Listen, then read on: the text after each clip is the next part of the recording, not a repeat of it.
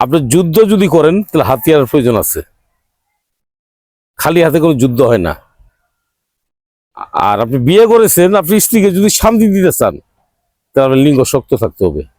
লিঙ্গ নরম হয়ে গেছে তাহলে আপনি সহবাস করতে পারবেন না। তিনি স্ত্রী আপনার কি বলবে জানেন? কি ব্যাপার, তোমার লিঙ্গ এত নরম কেন?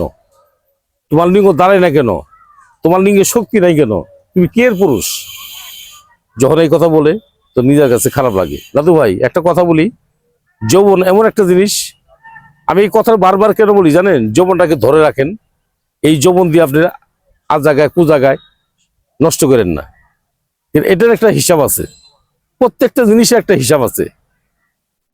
তা আমি আপনাকে অনুরোধ করি, যদি লিঙ্গ শক্ত করতে চান, স্ট্রং করতে চান, লফসকে কন্ট্রোল রাখবেন।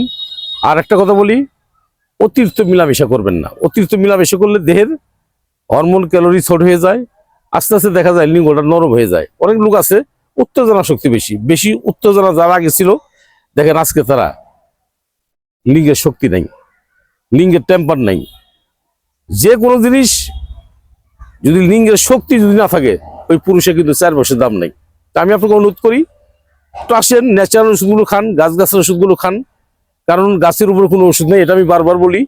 গাছ এমন একটা জিনিস দাদু, এখনো মরিচে ঝাল তেঁতুলে টক নিমে তিতা ধুতরা বাঁধা খেলে মানুষ পাগল হয়, গাঁজা খেলে নিশা হয়।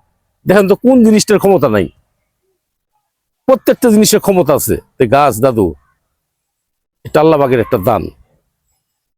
আসেন জামালপুর রেল স্টেশন, আমি মোহাম্মদ বেলাল কবিরাজ, আমার সাথে যোগাযোগ করেন। আর যারা চিকিৎসা নেবেন আমার কাছ থেকে সরাসরি আমার কাছে আসেন, সরাসরি সাক্ষাৎ করেন। জামালপুর রেল স্টেশন, আমি মোহাম্মদ বেলাল কবিরাজ। আমার মোবাইল নাম্বারটা 01727871087। এই নাম্বারে আমার সাথে কথা বলেন।